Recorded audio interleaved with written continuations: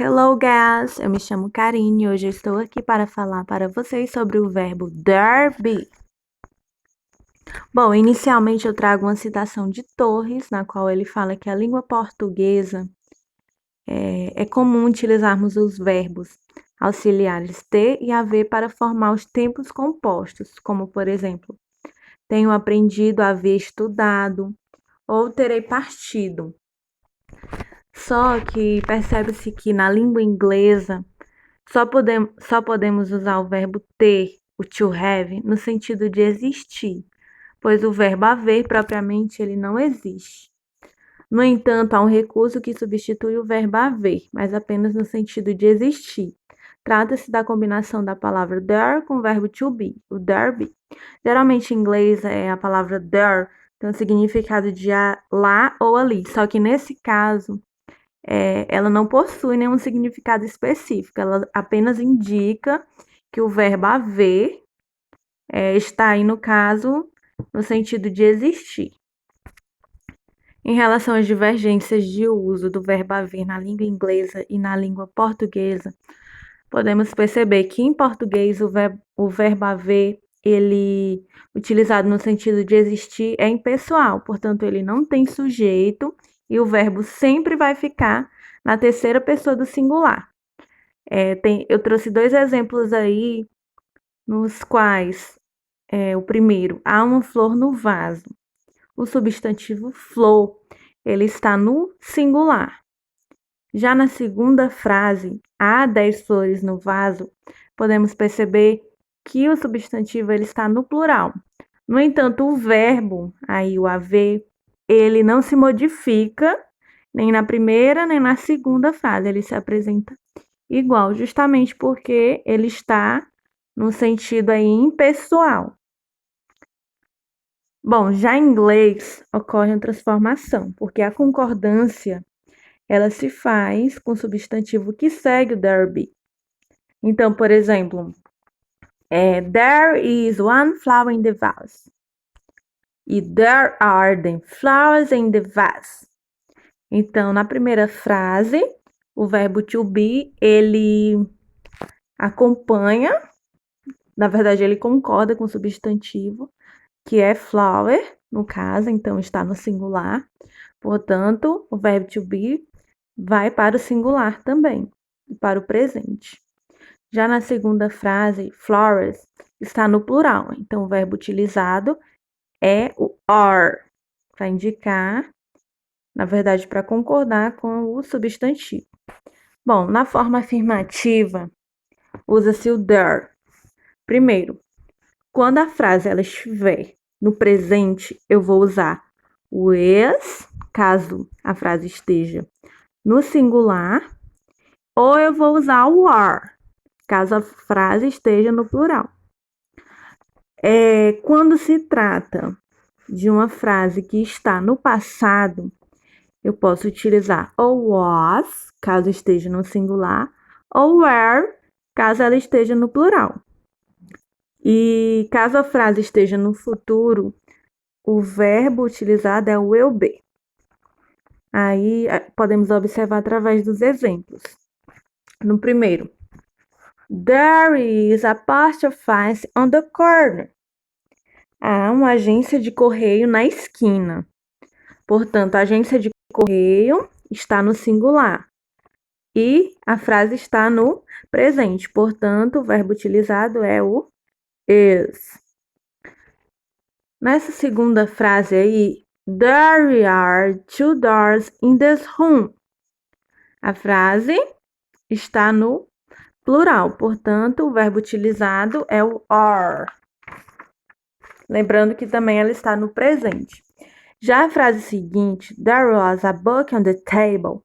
Havia um livro sobre a mesa. Ela está no passado, portanto, passado singular. O verbo utilizado é o was. Na frase, there were cups, mugs and glasses in the cupboard.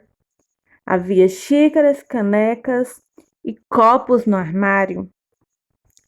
Podemos perceber que essa frase está utilizando aí os substantivos no plural, portanto, o verbo utilizado é o are. E também no passado. Então, havia xícaras, canecas e copos no armário. Frase está plural, passado. O verbo utilizado é o were. A última frase aí de exemplo. There will be many phoebes when the party. Haverá muitas pessoas na festa. Trata-se de uma frase que está no futuro, portanto, o auxiliar utilizado é will be.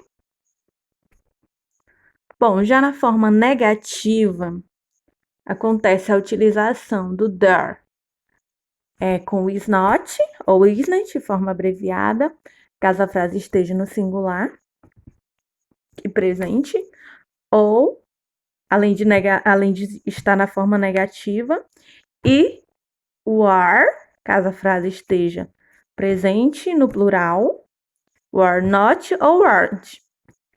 Bom, caso a frase já esteja no passado e no singular, eu vou utilizar was not ou wasn't, abreviado. Caso a frase esteja no plural, eu vou usar were not ou weren't. Já se ela estiver no futuro, eu vou usar will not be ou won't be. Nos exemplos aí, podemos perceber. No primeiro, there isn't one sugar in the sugar bowl. Não há açúcar no açucareiro. Portanto, a frase está no singular e no presente. A segunda frase. There aren't many books on the shelf. Não há muitos livros na prateleira. E o many books significa muitos livros, portanto, a frase está no plural. O verbo to be vai combinar com o substantivo, many books, e vai ficar, portanto, aren't. Na frase seguinte, one time there weren't cars and buses. Naquele tempo não havia carros nem ônibus. A frase está no plural, porque cars and buses, carros e ônibus, indicam plural, portanto, o verbo to be, ele concorda com o substantivo aí, no caso, cars e buses, e ele fica weren't, e também está no passado. Nessa última frase temos there won't be a test this week. Não haverá prova esta semana. Portanto, o verbo to be está no futuro. Não haverá prova esta semana. Já na forma interrogativa, ocorre a inversão. Então, primeiro aparece o verbo to be, acompanhado do there e o restante da frase interrogativa. Nessa primeira frase temos is there any beer in the fridge? Há cerveja na geladeira? Podemos perceber que o verbo to be empregado é o is, porque concorda com o substantivo cerveja. Já na segunda, were there many pretty girls in the party? Havia muitas garotas bonitas na festa? Podemos perceber que trata-se de um substantivo que está no plural, girls, no caso garotas, portanto, o verbo to be empregado é o were. Na frase, was there a doctor in the hospital? Havia um médico no hospital? O substantivo, a doctor, está no singular. Portanto, o verbo utilizado e a frase está no passado. Portanto, o verbo utilizado é was. E na última frase, will there be a game tomorrow? Haverá jogo amanhã? A frase está no futuro, portanto, o auxiliar é o will. Então, como referência, temos Torres na gramática prática da língua inglesa. E é isso, pessoal. Espero que vocês tenham gostado da apresentação e até mais.